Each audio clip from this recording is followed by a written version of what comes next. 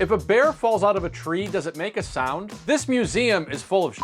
And hey, congrats Uno, you're number 1. Hey, I'm Greg Ott, and we've got all these weird and interesting news stories coming your way right now on your daily news refresh. For more stuff like this in your feed, give us a hot subscribe and like this video to tell the algorithm you want more. Thanks. And with that, take a look up there. You guys can see him though, he's moving around a little bit. This is fresh video out of Pennsylvania on Tuesday, where something interesting is about to go down. Literally. You see, around lunchtime in the city of Camp Hill, a young black bear had made its way to the area and climbed up a tree, which you can kind of see in this footage. Nearby high school kids were told to stay indoors as a fire and rescue team tranquilizes the thing. And I'm sure you can guess what happens next. And it is warm out here. Oh, he's coming, it looks like he's coming to, oh, and he fell, oh my God. Yeah, the bear falls about 20 feet into this convenient blue tarp. Wow. Wow.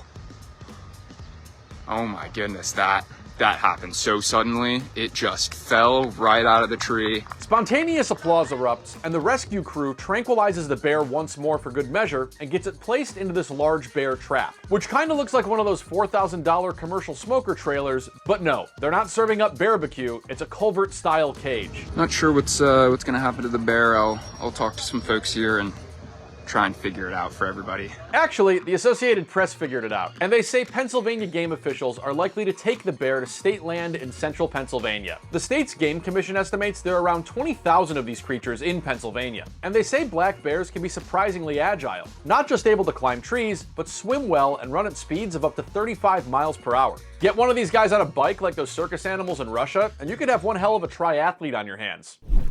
Museums are institutions dedicated to preserving and exhibiting objects of historical, cultural, artistic, or scientific interest. The Louvre, a national art museum in Paris, France, displays canonical works of Western art like the Mona Lisa and the Venus de Milo sculpture. The Smithsonian Museum of Natural History documents our planet and its inhabitants over the course of billions of years. And at the brand new Poozeum in Arizona, you and yours are free to observe thousands of pieces of fossilized dinosaur shit.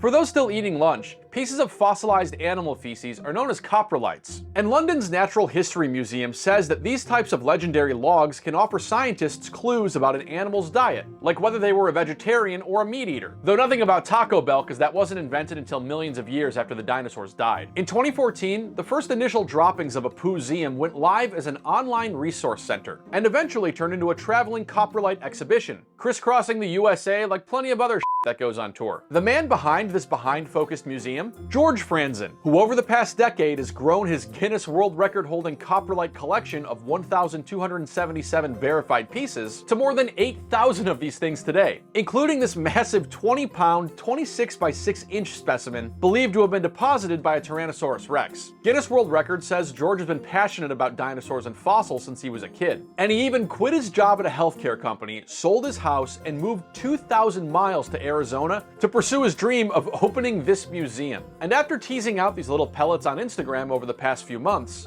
the Poozeum finally lifted its lid in mid-May, where the general public, for free, can now check out this heavily varied collection of coprolites, some containing teeth, bones, bite marks, and even ones from South Carolina. This permanent home to what the museum says is the sole place globally where the public can view a substantial coprolite collection all at once. There is a different Poozeum in Australia, but substantial collection here must depend on what these animals ate or something. And the US-based museum is now wide open in Williams, Arizona, not too far from the Grand Canyon, where the National Park Service urges you to bury your future coprolites 6 to 8 inches deep and at least 200 feet away from water and trails. Not only does this help adhere to the principles of trail courtesy and leaving no trace, you might just be helping out a future museum curator looking to quit their job, sell their house, and move to Arizona in 200 million years.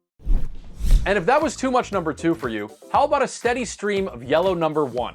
This one. This is the card game Uno, and apparently right now it's more popular than it's ever been before. According to Mattel, last year in the USA, one Uno deck was sold every second. That's 60 decks a minute in American seconds in case you're counting, and up from a measly 17 decks a minute from just 3 short years ago. And if that's not enough proof, a retail tracking company called Circana claims Uno holds the top spot in the traditional games category, a title it's held for 2 years around the world and now 3 years running in the USA. Now that's not necessarily necessarily because other games forget to call Uno when these stats are compiled. The curator of the Strong National Museum of Play told cable news network website that Uno's broad appeal comes from the fact that the game is simple and easy to understand for players of all ages and skill levels. Though this academic study from theoretical computer science kind of disputes that, given, as its title suggests, Uno is hard. And the proliferation of Uno can certainly be attributed in part thanks to the sheer number of variations of the game, with over 600 different varietals. At a basic level, you've got Classic Uno, Giant Uno, and even a Braille edition developed with the National Federation of the Blind. And then, of course, all the nutty variations, like Kylie Jenner Uno, which appears to have never been sold to the public unlike every other aspect of her family's lives, an adult-oriented Uno Dare, which incorporates humping a couch and singing a song with your like Ace Ventura, and nonpartisan Uno, which removes all of the red and blue cards and even includes a veto card that lets you skip a player who starts talking about politics. Though I suppose you could play a 3 and then a 4, suggesting the 34 felony counts Donald Trump was found guilty of in New York, making him a convicted felon for business fraud. You're supposed to play the card now.